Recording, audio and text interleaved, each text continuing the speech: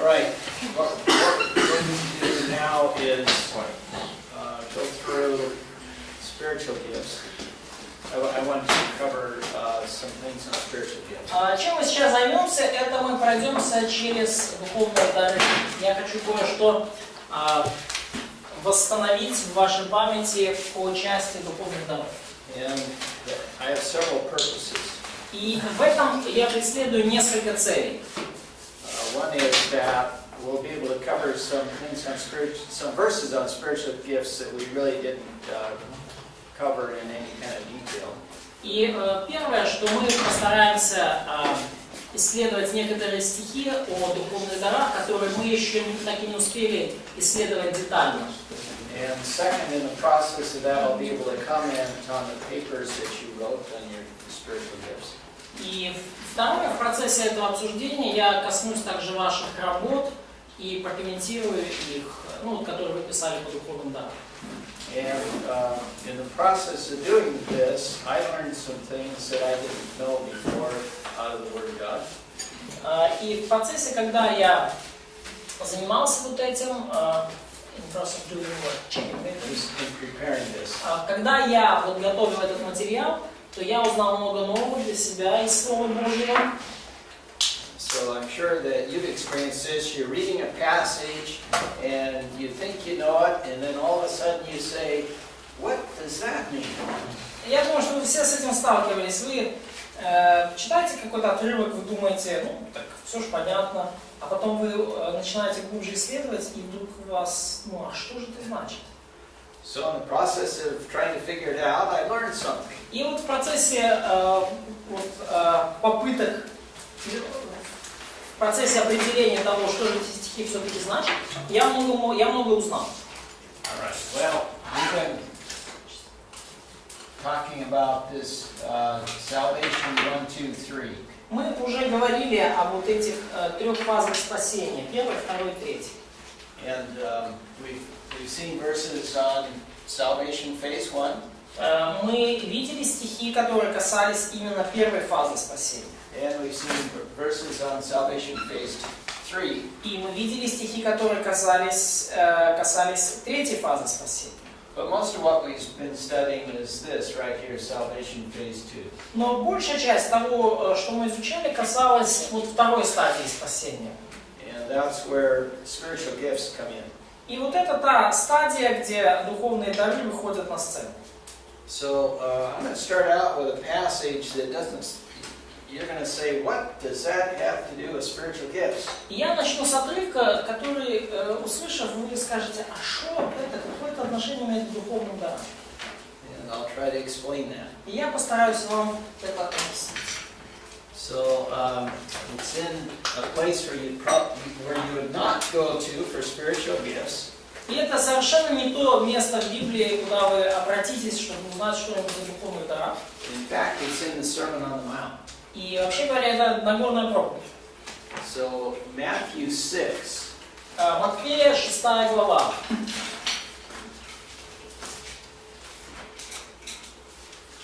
And what we're going to do is read 25 through 34.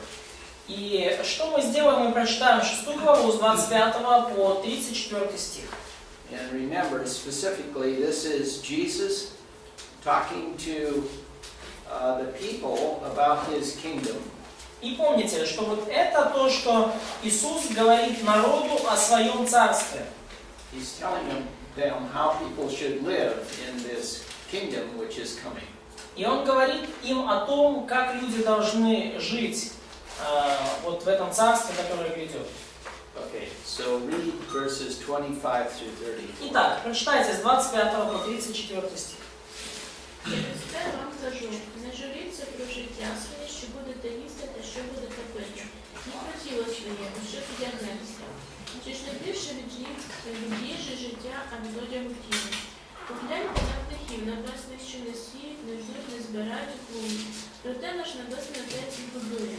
Чи ж ви набагато вартіші за них? Хто ж з вас, коли журиться, зможе додати до жовту свого бодай листя одного? І про одяг, чого ви клопочете, спогляньте на повні лілеї, як зростають вони, не працюють, ані прядуть. А я вам кажу, кажу, що і сам Соломон у всій славі своїй не одягався отак, як одна з них. І коли полювати траву, що сьогодні осні, а завтра до печі вкидається, Бог отак задягає. Скільки ж краще задягне від вас, немовірні. Отож не журіться, кажучи, що ми будемо їсти, чи що будемо пити, або у що ми задягнемось. Бо ж усього того погано шукають, але знає Отець наш Небесний, що всього того вам потрібно. Шукайте ж найперш Царства Божого, правди Його, а все це вам додасться. Отож не журіться про завтрашній день, бо завтра за себе само поклопочеться. Кожний день має досить своєї турботи. Okay. So he starts out in 25 by telling them not to worry about their life as to what they're going to eat or drink or wear. И он начинает в 25 стихе, говоря им, чтобы они не заботились для души вашей, вообще говоря, для жизни вашей, да, что вам есть, что пить, во что одеться. So, it's a soul in Russian translation, but that's a life, in fact. Yeah? Say it again. It's a soul, don't care about your soul, but in fact it's about your life, about your physical needs. Yeah. Да, то есть здесь для души имеется для жизни, ваши физические нужды жизни. Okay. And then I think 27 is a very interesting verse. И мне кажется, что стих 27 очень интересный.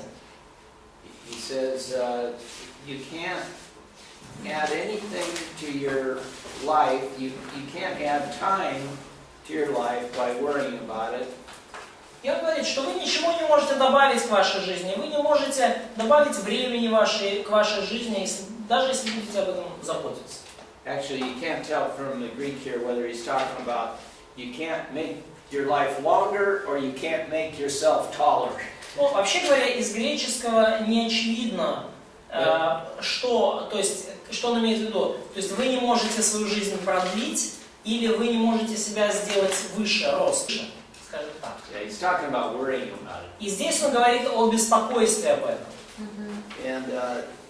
And that's interesting. We worry about a lot of things, but it never helps. Worrying never helps. И вот интересно, мы заботимся об огромном количестве вещей, но это никогда не помогает.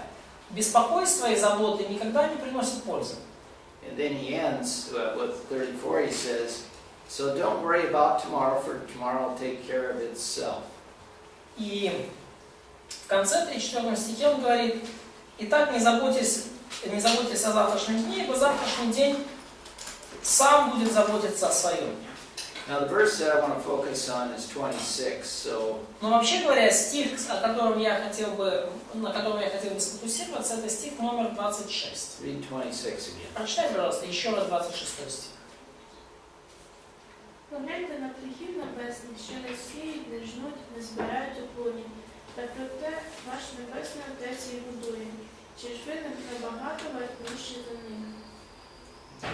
So let's think about this just for a minute. Давайте об этом поразмыслим, хотя бы минуту.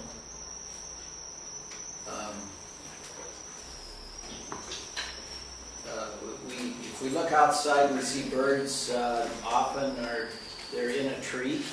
Когда мы посмотрим вокруг на улицу, мы видим там множество птиц, и часто они сидят на деревьях. And if they want something to eat, they have to fly someplace to where there's some food. И если они хотят чего-нибудь покушать, поклевать, то им надо полететь туда, где есть что покушать или поклевать. So in what way does God provide food for them? Каким образом Бог им обеспечивает пищу? Через людей. Через бабушек или Through people, through grandmothers who spread the bread for them. Pigeons. Голуби. Это про голубей, да? Не, ну для них сверхъестественным образом. So for them it looks supernatural. Yeah. But for the birds, but they have to go someplace to get their food. Но им надо же куда-то полететь, пойти, это громко сказано, полететь, чтобы эту пищу достать, правильно? God, they aren't like this. Они не сидят там с клювами. And God comes by and puts food in their mouth. И Бог приходит и червячка им в клюве так. Но они знают места, куда лететь. They know places where to fly to get food. Yes, of course. Да. And it's the same way with us. И то же самое с нами. People say, I'm waiting for a ministry to use my spiritual gift. Люди говорят, я жду своего служения, чтобы использовать мои духовные дары. Well, God isn't going to just drop one in front of you. Ну, знаете, Бог вот так не сделает, что прямо вот перед вами, у вас перед носом это служение вот поместит. Sometimes that happens. Иногда такое происходит. Somebody might say, I need somebody to do something. Кто-то при вас или вам скажет, вот мне нужен там человек для вот такого дела. But generally, you have to take the initiative and do something. Но в общем, обычно, вам нужно проявить инициативу и что-то сделать. So just like the bird has to go to the food, we have to go to whatever our ministry is. И And it's our spiritual gift. точно так же, как птице надо куда-то полететь, чтобы добыть пищу, так и нам надо куда-то пойти, предпринять какую-то инициативу, чтобы найти служение. Now, some of these verses I'm going to go through now are familiar to us. We've gone through them already. И некоторые стихи, через которые мы будем проходить сегодня, они вам покажутся знакомыми, потому что мы через них уже проходили. But just like Timothy reminded Paul of his spiritual gift, I think we need to be reminded of our spiritual gifts and how to use them. Paul reminded Timothy. Да, точно так же, как Павел напоминал Тимофею о его духовных дарах, точно так же и нам нужно иногда себе напоминать о духовных дарах и о том, как их использовать. Okay, so let's go to 1 Peter 4:10. Итак, давайте обратимся к 1 Петра 4:10.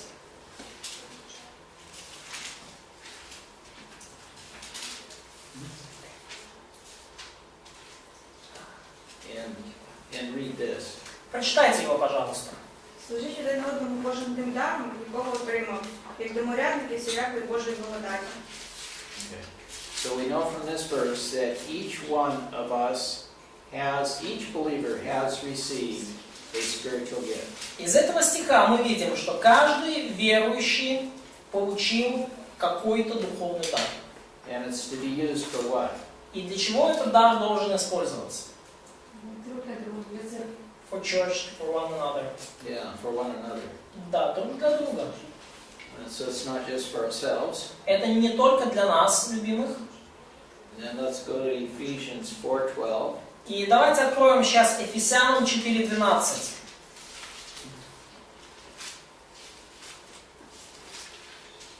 Ефесянам 4:12.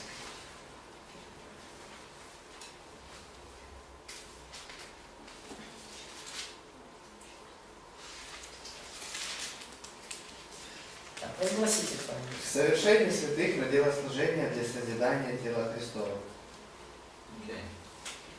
And so here, spiritual gifts are for edifying or building up the body of Christ. И вот здесь вот мы видим, что духовные дары используются для созидания, для совершения, для созидания, для совершения тела Христова. And for equipping believers. И для снаряжения верующих. So, it's just like if you want to be a carpenter, you have to be trained and you have to have tools. Точно так же, если вы хотите, например, стать плотником, вам нужно получить какую-то подготовку и вам нужны инструменты, если вы хотите стать плотником. So spiritual gifts are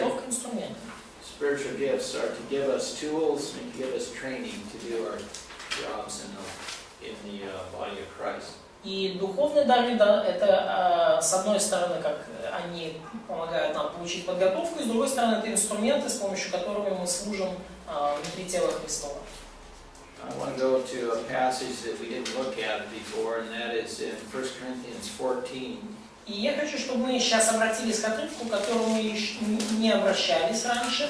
Это 1 Коринфянам 14 глава. And it's in, it's verse 40. И это стих 30. So 1 Corinthians 12 was, of course, listed spiritual gifts and gave us a lot of information on spiritual gifts. И в 1 Коринфянам 12 главе там вот эти списки духовных даров. И вообще там очень много информации о духовных дарах. And then chapter 13 says these have no value if love isn't a part of it. И 13 глава знаменитая говорит о том, что все эти дары не имеют смысла, если любовь не является их частью. And in chapter 14, he corrects the believers in Corinth because they were misusing their spiritual gifts. И в 14 главе он исправляет верующих в Коринфе, потому что они злоупотребляли своими дарами. Then he gives a principle in verse 40 that's very important И in он the church. в 40 стихе дает принцип, который очень важен в церкви. 14 глава, 40 стих. So read that. Прочитайте, пожалуйста. Только все должно быть благопристойно и чинно. So in the context of spiritual gifts, we have to do things orderly and carefully. Итак, в контексте использования духовных даров мы должны делать все благопристойно и чинно. Ну или, как с английского, это по порядку и внимательно. So we have to plan ahead. То есть нам нужно планировать заранее. And I noticed that in some of your write-ups, you did a good job explaining the activities that you did ahead of time so you'd be ready to do your ministry. И когда вот я изучал ваши работы, знаю, что многие из вас внимательно перечислили все эти действия, которые вы делаете до того, как, собственно, начинается служение, чтобы когда это служение начнется, вы были уже готовы. Подготовительные действия. Да? And sometimes we see in churches where things are not thought out ahead of time, and so they're not done in an orderly manner, and it's confusing to people. И часто мы видим в церкви, что какие-то вещи не продуманы заранее, и они делаются в итоге абы как, и не благопристойно. И это людей смущает и сбивает с толку. So I make this comment because I saw in some of your write-ups you did a very good job of thinking ahead of time as to the activities that you needed to do, but some it seemed to be a little bit chaotic. Да, потому что почему я об этом говорю? Потому что многие из вас очень здорово справились с тем, чтобы прописать все свои действия и включая те действия, которые вы делаете заранее. Закупаете что-то там, планируете, готовите и так далее. Но читая некоторых, складывается впечатление, что у вас так все немножко так сумбурно, хаотично. Okay, now let's go back to 1 Corinthians 12. Итак, давайте вернемся к 1 Коринфянам 12 главу. And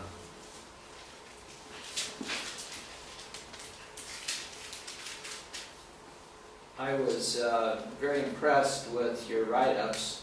Я был очень впечатлен вашими письменными работами. Most of you are way ahead of where I was at your age. Многие из вас на голову опережают меня, когда я был в вашем возрасте. But let's just review some of these points that we talked about. I'd ask you to identify your spiritual gift. Итак, давайте вот все-таки вернемся к заданию, которое было дано. 4-6 стиха 12 главы. Я просил вас, первое, определить ваш духовный дар. And that came from really verse 4, where it says, now there are varieties of gifts, but the same Spirit. Да, и это произошло из главы 12, стих 4, где сказано, что дары различны, но дух один и тот же. То есть есть разнообразие даров. So, I think all of you listed several gifts. И я вижу, что все вы перечислили несколько даров. And I would expect that. I think most people have more than one. И я этого ожидал, потому что, как мне кажется, большинство людей имеют больше, чем один дар. You might find that as time goes on, one of these gifts becomes more prominent than the others. Но то, что я замечаю, что по мере с течением времени один из даров часто становится наиболее заметным, наиболее значительным. And then 5 is your ministries, and you listed various ministries that you do with your gifts. В стихе 5 говорится что служения различные, и мы там говорится о служениях, вы перечислили служения, которые вы совершаете посредством своих даров. And the only comment that I'd make here is that when you're young and you're going to try many different things. И единственный комментарий, который я хотел бы сделать, что когда вы молоды, вы стараетесь попробовать как можно больше всяких вещей. So you might go on a ministry to a hospital and do evangelism. И вы можете поехать в больницу и там заниматься евангелизмом. And you may find that you really enjoy that. И вы обнаруживаете, что вам это очень нравится. Or you may find that you're just not very effective at that. Или вы обнаружите, что что-то не очень эффективно в этом. So I think it's good when you're young to try a variety of things. И я думаю, что это очень хорошо, когда вы пробуете множество различных дел и служений. But try to focus on a few. Don't try to do too much. Но все же старайтесь сфокусироваться на нескольких. И не старайтесь делать слишком много. So not too much at a time anyway. Ну, по крайней мере, не слишком много в конкретный момент, в один момент времени, сразу. It's better to do one thing well than a whole bunch of things not very well. Лучше делать одно дело, но хорошо, чем целую кучу дел и плохо. So this isn't a criticism, but look for those things that God seems to allow you to be effective at. Но это не критика, но просто взгляните на те вещи, в которых по Божьему допущению и благословению вы все же эффективны. And I noticed from your papers, some of you have already found those things because you really like doing them, and God seems to be blessing you in those particular ministries. Из ваших работ я вижу, что многие из вас уже нашли это дело, и вы знаете, в чем вы эффективны, и Бог благословляет это служение.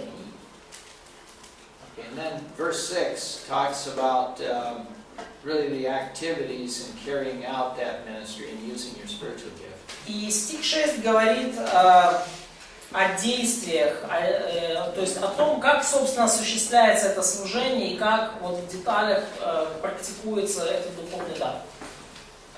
But be well organized. Be well organized. Будьте организованы. So think it out ahead of time so you don't get there and find out you have half of the materials you need. Продумывайте заранее, чтобы не получалось так, что вы уже, скажем так, уже на месте и надо уже что-то делать, а у вас только половина материала готова.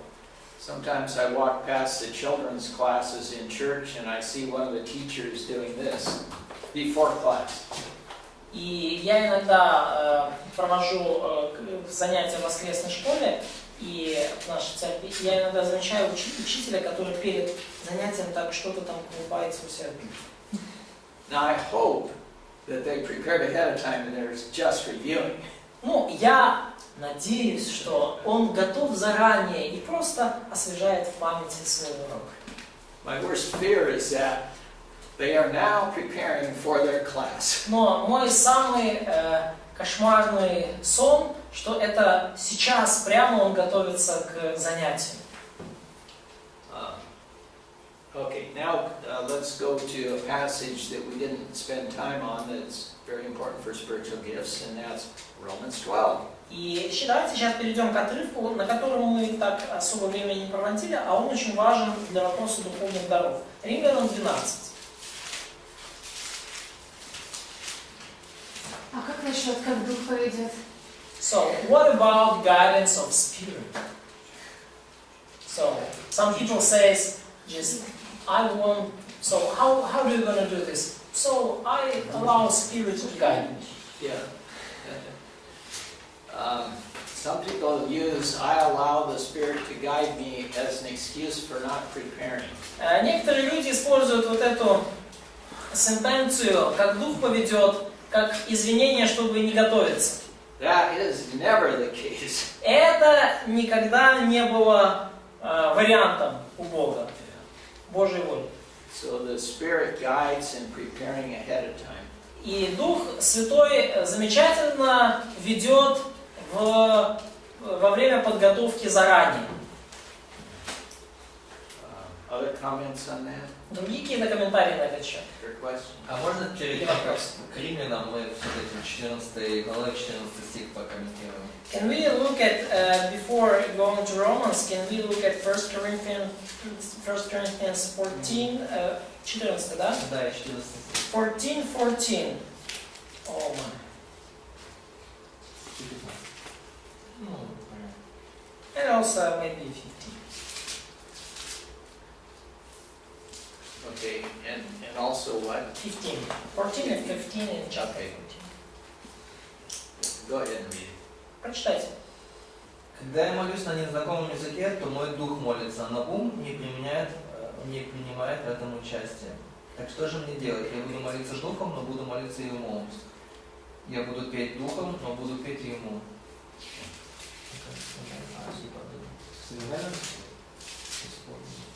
Were you asking a question about that or making a statement? Ты хочешь вопрос задать или утверждение? Вопрос. Доктрина. You want to build your doctrine. Start your doctrine. Yeah, because I think this goes back to the what about the Spirit? The Spirit always works through the mind. И, я думаю, что это очень хорошо связывается с тем, что мы говорим о Духе. Потому что Дух Святой всегда работает через сознание. I will pray with the Spirit, I will pray with the mind also. Стану молиться Духом, стану молиться и умом. So you cannot decouple, you cannot separate. Вы не можете разделить Дух и разум. Those two.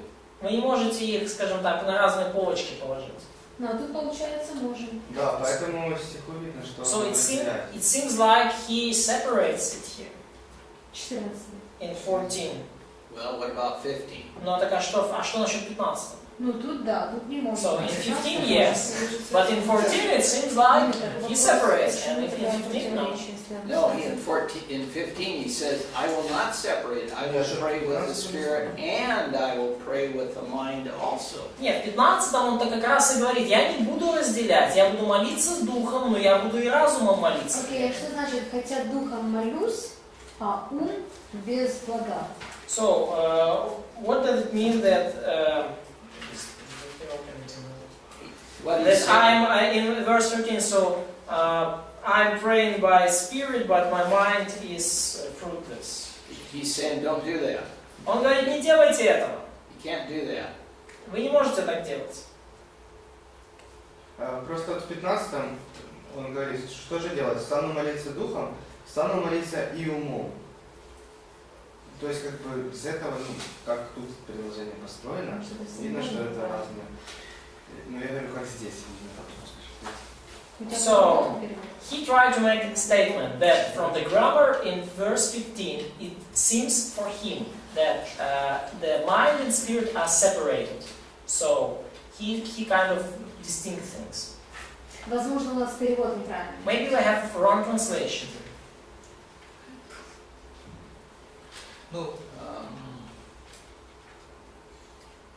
Yeah, I don't know, my translation seems pretty clear. Мой перевод кажется очень понятным. Можно прокомментировать? Can I comment? Yeah. Получается, 14 он как бы ихнюю проблему говорит. Вы говорите, что типа вы молитесь над духом, но без ума. Он говорит, типа, как это? Я буду молиться духом, но буду молиться умом. То есть он как бы поднимает эту проблему и дает же решение. То есть, если я молюсь духом, то и умом молюсь. Не Да. может быть без So, плода. it seems like in verse 14 he comments their position. He just kind of quotes them. And then in verse 15 he gives an answer and he gives a right point of view.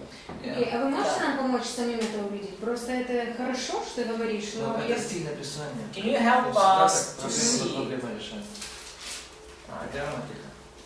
Can you maybe mention the diatribe style that Paul often uses when he speaks with even imaginary opponent? And so Paul teaches by diatribe. So he asks a question, then he gives an answer. Павел учит очень часто с методом диатрибы. То есть он делает какой-то вопрос или заявление от лица вымышленного или реального оппонента. So, И потом отвечает на это. so he does that in 15. He says, what is then? What is the result? И он he does, yes? He does. That's what he asks. Он говорит, да, какой же, у нас не видно, что же, да, но буквально, какой же результат этого? Да, то есть в 15 стихе он Now, is that, you have that in your translation? No. You don't. So in 15, the first question in the beginning is kind of, so what? Okay, that's fine. So what? Да, хорошо, тоже нормально. То есть, знаете, да, такой вопрос американский. So what? И что? Да? Вот у нас так переведено, да? Что же делать? И что? Вот буквально, это, в общем-то, тоже, что и в греческом. Да? Какой результат из этого? So, he says, I will pray with the Spirit and I will pray with the mind also. Ну, вот,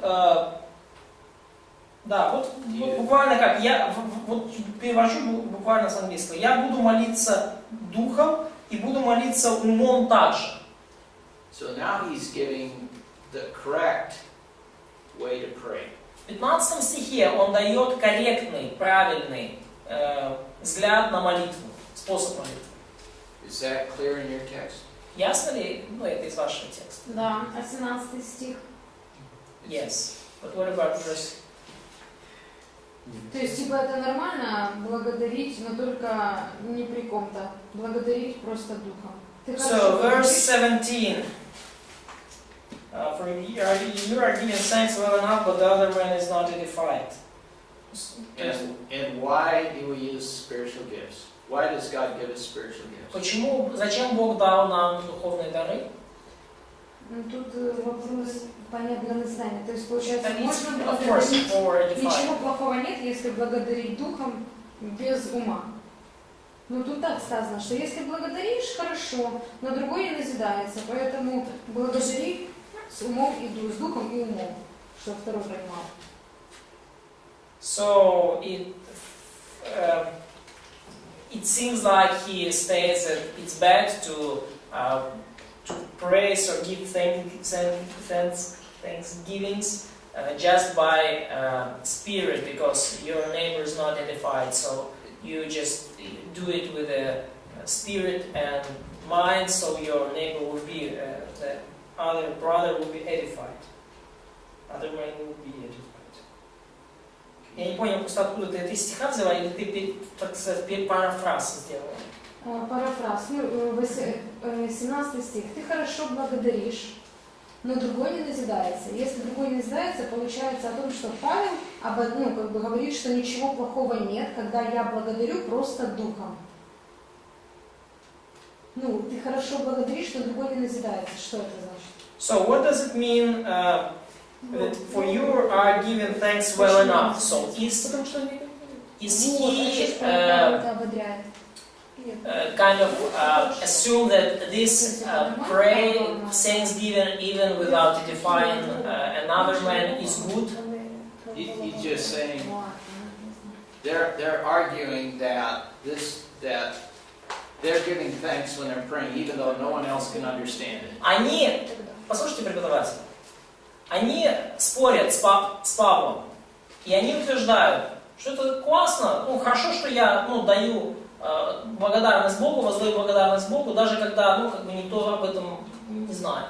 Не понимает. So he's saying, okay, I'll give you that. I'll believe you. Хорошо, он говорит, я верю вам. But the other person is not edified. So that's not why we have these spiritual gifts. То есть, когда вы благодарите сами в себе, сами для себя, другой человек не назидается. И цель этих духовных даров не исполняется. Дары даны с целью назидания. Это понятно. Вопрос, что значит благодарить самих себе? Халабала мала зала, что никто ничего не So, понимает? what does it mean to give thanks in yourself? If it means some, foreign, not just strange tongues like she wanted? Well, you're missing the point. Ты потерял вообще точку, о чем здесь Павел говорит.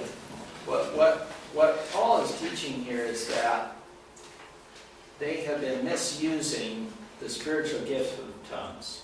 Чему здесь учит Павел? Они злоупотребляли духовным даром языков. Several of them have been using them at a time, In the same all at way. the same time. Некоторые из них использовали дар языков одновременно. And no one knows what they're saying, И никто не понимает, что они говорят. and they don't even know what they're saying. Они не понимают, что они говорят. And it's chaotic. И это хаос. So what he's saying is, okay, you say you're praising God, Что он здесь говорит? Хорошо, ты говоришь, что ты славишь Бога. how is that edifying anybody? Каким образом эта твоя слава назидает кого бы то ни было? The answer is it's not. Ответ – никак. So we don't need to figure out what are they doing, how are they praising God? We don't need to figure that И out. нам не нужно здесь пытаться вычитать, как же они это делают, как же они прославляют Бога.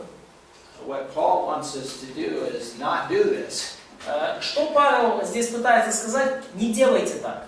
So your brain needs to be engaged with what you're doing. Ваш мозг должен быть включен, он должен участвовать в том, что вы делаете. And whatever you're doing needs to edify the church. И что бы вы ни делали, это должно назидать церковь. То есть, если это не назидает, не используйте это дар. So if it's not edifying the church, so don't use this gift.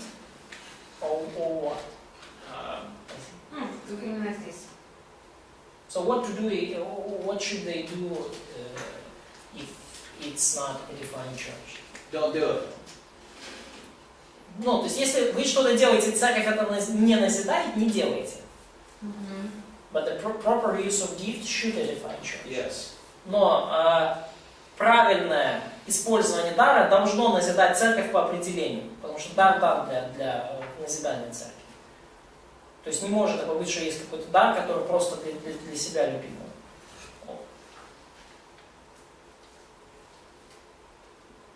Точно. Вопрос? So these people were doing this in the church, Вот эти люди, они вот это делали в церкви, and it was causing confusion. и это было постоянная неразбериха. Now at this time, and then Paul says in 18, I thank God I speak in tongues more than you all. И в те времена, и Павел об этом говорит, благодарю Бога моего, я более вас всех говорю языками. Now this is the important part. However, in the church, I desire to speak 5 words with my mind so that I may instruct others. Но, и это очень важно, 19 стих, сразу после этого. Но в церкви хочу лучше 5 слов сказать умом моим, чтобы и других наставить. So at this time, the gift of tongues was still active. В то время дар языков все еще был в действии. But it was being misused in the church. Но, и тем не менее, он все равно им злоупотребляет в церкви. And so we need to take it in the context of what Paul's point is. И нам всегда нужно эти стихи рассматривать в контексте той идеи, которую хочет донести Павел. Его главная мысль, принцип. Okay. So let's go back to Romans Итак, к римлянам. Все дороги ведут в Рим. 12.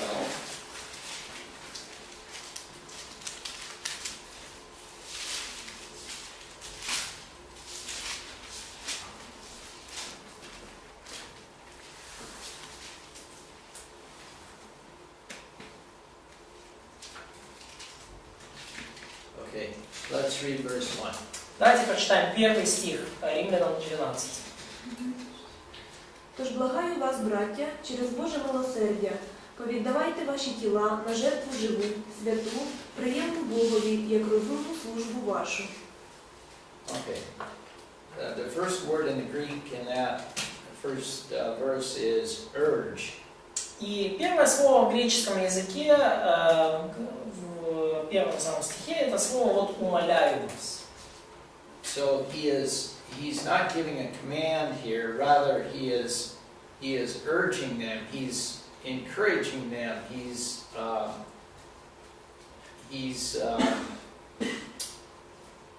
don't know what to use other than urge. He's trying to persuade them to use their minds and reach this conclusion. And reach This conclusion, which we'll see what it is.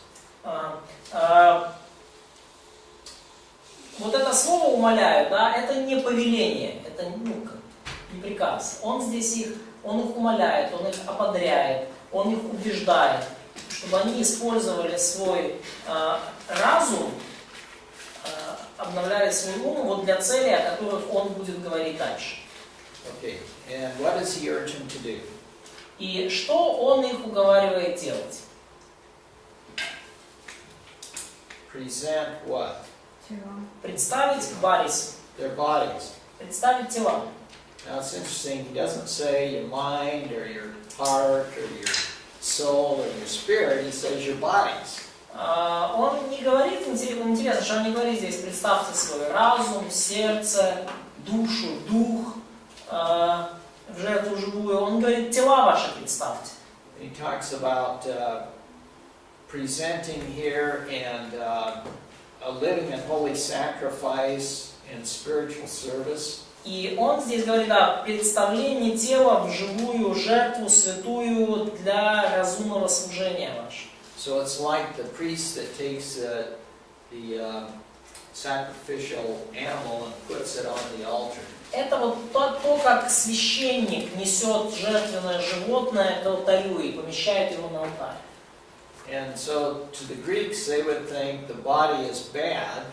И для греков, они что думали, что тело это ж плохо. And they'll present their soul and spirit because that's good, but not their body because that's bad. Они бы представили свой дух и душу, потому что дух и душа это что-то такое ценное, но не свои тела, потому что такое тело?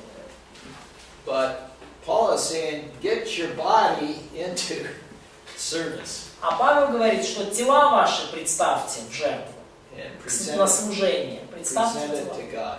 И представьте их Богу. And you know, he also says our body is a temple of the Holy Spirit. И также он говорит, что тела наши это храм Духа Святого. Now read verse 2. Прочитайте, пожалуйста, стих 2. И не сообразуйтесь с веком сим, но преобразуйтесь обновлением ума вашего, чтобы вам познавать, что есть воля Божья, благая, угодная и совершенная. Okay. What word do you have for transform? Какое слово у вас здесь преобразуйтесь? It's literally transformation. Transformation. Yeah. Okay. That's right, correct word. Yeah. It's So- the Greek word is what in English is metamorphosis. Ну, вот, Metamorphosis. вот это слово преобразуйтесь, да, в английском у нас еще слово используется, такое, ну и в греческое происхождение слова метаморфоза, да, слышали? Происходящие изменения, да, метаморфоза.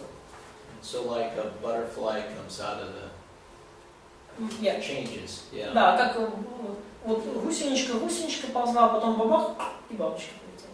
Это еще сначала кокон. Да, еще да. Метаморфоза. It says so the renewing of your mind. То есть, и как это происходит? Обновлением ума вашего. So this renewing and the transformation comes from the inner man, И from the inner inner person. Да, то есть это вот обновление, это преображение происходит из внутреннего человека, изнутри. Now read verse 3. И сейчас, пожалуйста, прочитайте 3 стих.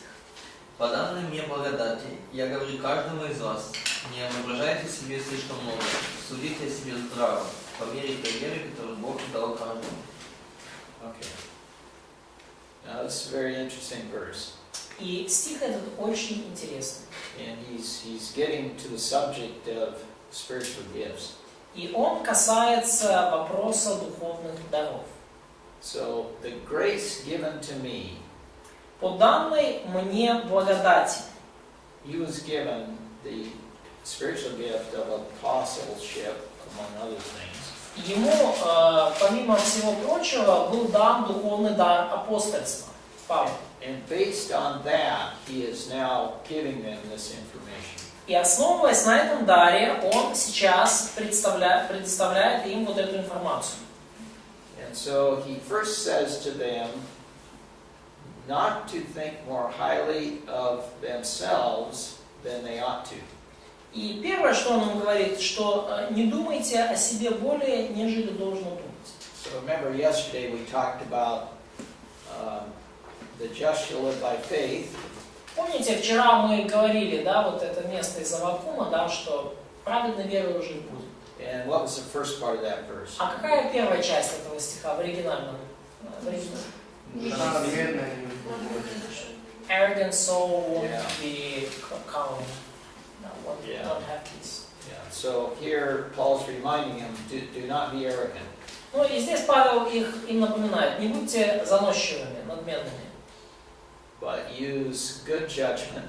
но используйте, но думайте скромно. Используйте здравый рассудок. Then he says, as God has allotted to each a measure of faith. Думайте скромно по мере веры, какую каждому Бог уделил. Now, what is that about the same in Russian? Yeah. Okay. So, yeah, by measure of faith. Okay. So measure is like when Charlotte makes apple pie or cookies. Let's say like Charlotte makes cookies. Вот, что такое мера? Вот представьте, вот моя жена Шарлотта, вот она делает печенье So she или яблочный пирог. she hopefully carefully measures out sugar and salt and flour. Ну, я очень надеюсь, что она вот именно так вот очень, внимательно, детально отмеряет вот сахар, соль, муку и так далее. Yeah.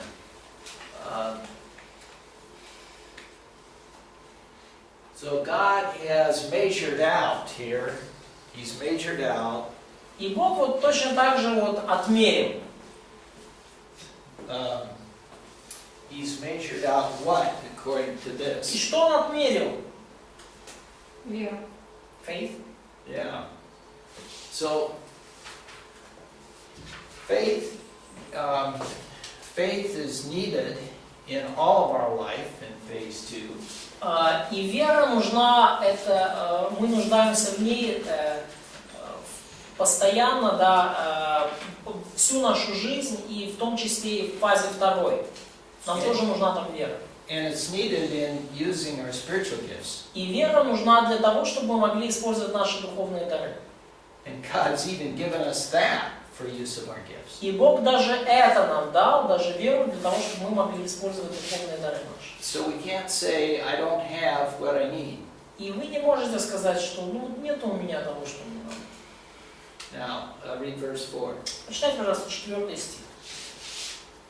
Ми, як в однім тілі маємо багато членів, а всі члени мають однакове діяння. And then 5. І 5. Так багато нас є одне тіло в Христі, а зовсім не одинокому члену. Okay, so now it says that we all have different responsibilities. Сказано, что у всех у нас разные ответственности. We're all part of a body, Мы все части одного тела. and we're individual members, but we work together. It's one body. Да, мы как бы с одной стороны мы отдельные члены этого тела, с другой стороны мы трудимся все вместе как одно тело. Okay. Any questions so far? Есть ли до этого места какие-то вопросы? Okay, so now let's read verse 6. И теперь давайте 6 стих. І ми маємо різні дари. згідно з благодаті даної нам. Коли пророцтво, то виконує його віру віри. Okay. There's a lot of words supplied in English, and so I'm just curious what your text reads like. Можно спросить, здесь непосредственно пророчество подразумевается как проповедь проповедовать или как непосредственно пророчество? The question is about the prophecy gift. Is it a kind of preaching gift or it's a prophecy in the sense? Что значит или как пророчество? То есть способность непосредственно получать откровение от Бога. Or it's ability to receive direct revelation from God and share it with people. I think the latter. The preaching or receiving revelation? Second one. Yeah. Да, я думаю, что речь о втором. Because there's the gift of teaching which goes with the preaching. Ну, потому что есть дар учителя, который вот как раз вот связан с проповедованием. But what I'm interested here is, in English there are a lot of words that are added, so the words that are not added are this. Since we have gifts that differ according to the grace given to us, that's Да, do да. you have the same thing? Grace give the different according. So we don't have this meaning that the difference is because of grace, is according to grace. And like by grace that given us, we have different gifts. Okay. It's Different. Yeah. The point here is that we have different gifts. Ну, идея здесь, там уже основная в том, что у нас есть разные дары. So you don't have a local church that has all evangelists. If you do, it's not going to function very well.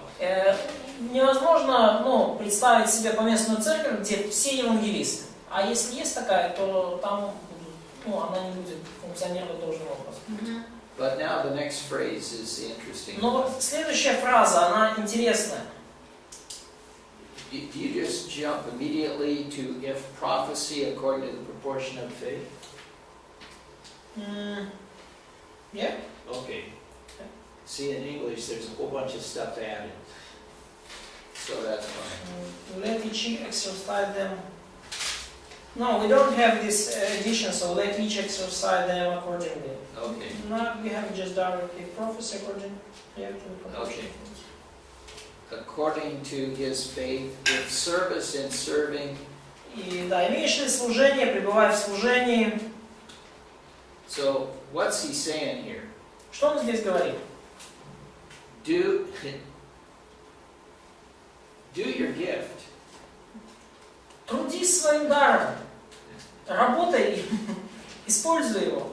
Don't sit on the branch waiting for something to happen. Не сиди на ветке в ожидании того, что что-то там случится. Да, не сиди на скамейке в церкви и не жди, что да, сейчас вот наступит потом. So, in summary, here's what I want to leave with you. Here's what I want to leave with you in summary. I'm just Вот summarizing. что я хочу, скажем так, вам передать и как я хочу суммировать свои мысли сейчас. Have a ministry. Do something. У вас должно быть служение. Делайте что-нибудь. Now, maybe that you know what your spiritual gift is, but there are a lot of other people in church doing the ministry that you feel that God has prepared you to do. И может такое быть, что вам кажется, что вот у вас есть какой-то дар, а в церкви много людей уже занимаются вот этим делом, которым, как вам кажется, вы должны заниматься. I'm just giving you some common sense now. И я сейчас просто вам даже доношу просто с точки зрения здравого смысла позицию. Maybe God's telling you you need to go to a different church where you can use your ministry, use your gift. Возможно, Бог через эти обстоятельства говорит вам, что вам нужно перейти, попробовать себя в другой церкви, где вы сможете использовать ваш дар. Maybe you don't know what to do. А может быть, вы просто не знаете, вот, что мне делать. Try something. Попробуйте что-нибудь. Ask somebody else if you can go with them. Спросите кого-нибудь, можно ли мне пойти с вами туда? It's better to do something and find out that's not your gift than to do nothing. Лучше сделать что-то и обнаружить, что это не ваш дар, чем ничего не делать. Focus on a few ministries, not a whole bunch of ministries. Также фокусируйтесь на нескольких служениях, не на целой куче. Try one thing at a time. Пробуйте что-то одно за раз. But whatever you do, if somebody asks you, how does this build the church, you ought to be able to answer the question. Here's how. Но что бы вы ни делали, если кто-то подойдет и спросит вам, как это созидает церковь, вы должны быть в состоянии ответить, как. Как это служение созидает церковь, назидает церковь. And last, И последний момент. be organized. Будьте организованы. That's all I have to say, and I stopped right on time. И это вот все, что я вам хотел сказать, и я даже уложился в время.